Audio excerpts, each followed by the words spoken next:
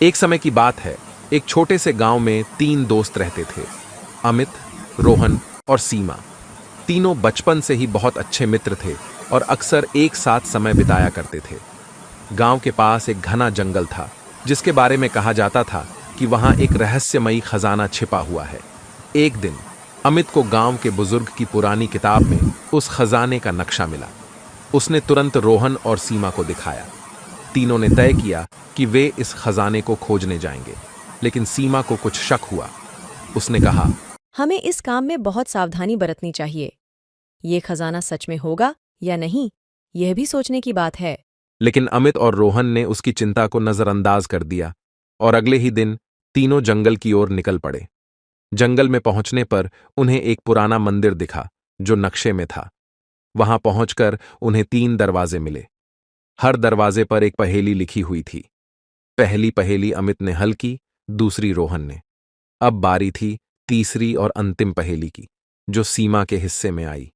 तीसरी पहेली कुछ इस तरह थी, वह क्या है जो जितना ज्यादा होता है उतना ही कम दिखता है? सीमा ने कुछ देर सोचा और कहा, यह अंधेरा है। जैसे ही उसने यह कहा, तीसरा दरवाजा खुल गया और अंदर एक चमचमाता खजाना दिखा। तीनों बहुत खुश हुए और खजाना लेकर बाहर निकले। जैसे ही वे बाहर आए, उन्हें एक बूढ़ा आदमी मिला। उसने कहा, यह खजाना तुम्हारे लालच की परीक्षा थी।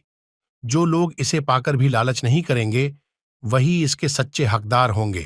अमित और रोहन ने तुरंत खजाने को बेचकर अमीर बनने का सोचा, लेकिन सीमा ने कहा, हमें इसे गांव के विकास में लगाना चाहिए। अमित और रोहन ने पहले सीमा की बात को नकारा, लेकिन जब उन्होंने सोचा तो उन्हें सीमा की बात सही लगी। उन्होंने खजाने का उपयोग गांव के स्कूल, अस्पताल और अन्य सुविधाओं को सुधारने में किया। गांव के लोग बहुत खुश हुए और तीनों को सम्मान दिया।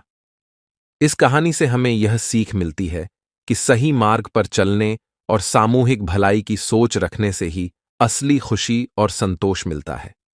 लालच हमें केवल अंधेरे की ओर ले जाता है, जबकि ईमानदारी और नेकदिली हमें उजाले की ओर।